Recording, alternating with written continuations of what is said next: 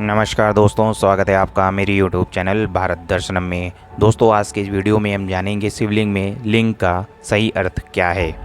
धर्म विरोधी कुछ लोग शिव पूजा के विरोधी हैं। वे शिवलिंग की पूजा की निंदा करते हैं और अज्ञानी लोगों के बीच ये प्रचारित करते हैं कि हिंदू लोग लिंग और योनि की पूजा करते हैं। दरअसल यह न केवल उनकी सोच का दोष है, बल्कि भाषा की अज्ञानता का भी दोष है।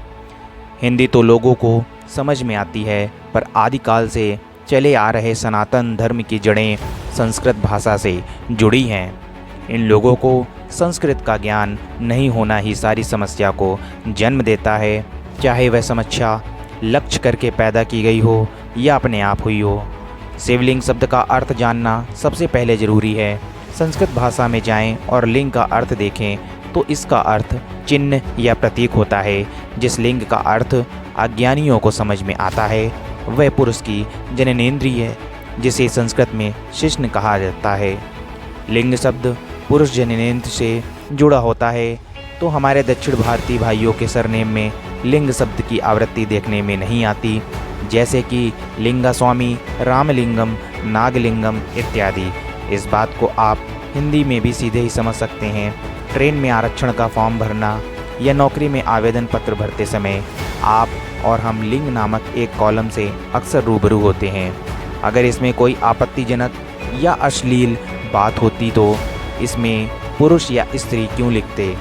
दरअसल यह प्रतीक के लिए रूढ़ शब्द है, शरीर के किसी अंग को लक्षित करने के लिए नहीं। अब बात करते हैं शिवलिंग शब्द की। शिवलिंग का अर्थ इस तरह होता है, शिव का प्रतीक।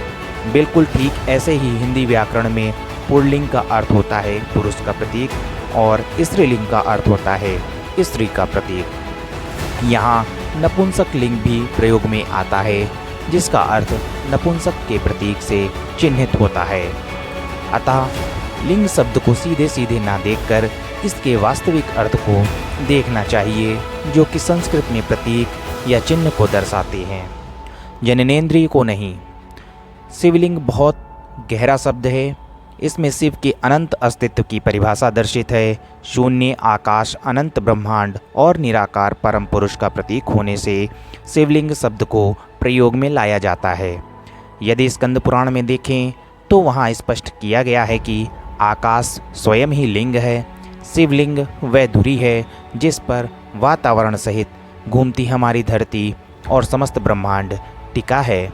शिवलिंग का एक पर्याय अनंत भी होता है, अर्थात जिसका कोई आदि या अंत ना हो। शिवलिंग शब्द में भगवान शिव और देवी शक्ति अर्थात माँ पार्वती के आदि अनादि एकल रूप का चित्रण भी है।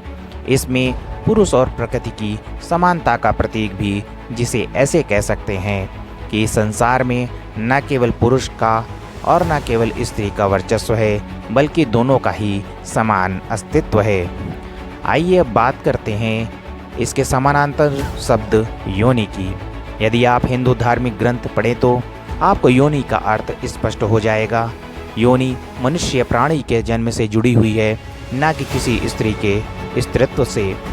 कहा जाता है मानव योनि हजारों जन्मों के बाद हासिल होती है, या ये भी कहा जाता है कि बुरे कर्म करने से पशु योनि में जन्म लेना पड़ता है।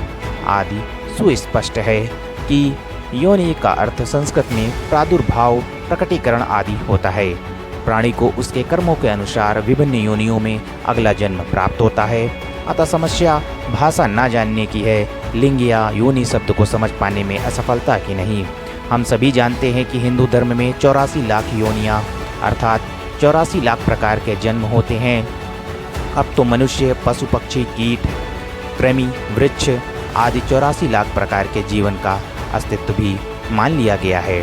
अतः साफ है कि मनुष्य योनि में दोनों ही सम्मिलित हैं, पुरुष भी और स्त्री भी।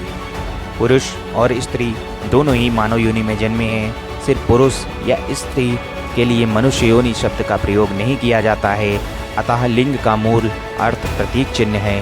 शिवलिंग इस तरह पवित्रता का प्रतीक है। इसकी प्रारंभी हठ योगियों के द्वारा हुई। उन्हें हवन के समय ध्यान लगाने के लिए वे दीपक की प्रतिमा बनाते थे, और तब ये हठ योगी दीप शिखा पर ध्यान लगाते हैं। चूँकि हवा में दीपक की ज्योति टिमटिमा जाती है और स्थिर ध्यान लगाने की प्रक्रिया में बाधा पहुंचती है।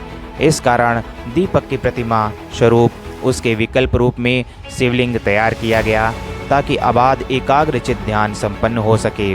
किंतु मुगलिया दौर में कुछ दुर्बुद्धि कहें या फिर विकृत मस्तिष्क के लोगों ने शिवलिंग और योनि शब्द में जननांगों की कल्पना कर ली और हिंदू धर्म विरोधी कुत्सित कहानियां बना डालीं और भोले भाले हिंदू इन शब्दों के पीछे के रहस्य को न समझ पाने के कारण भ्रमित हो गए।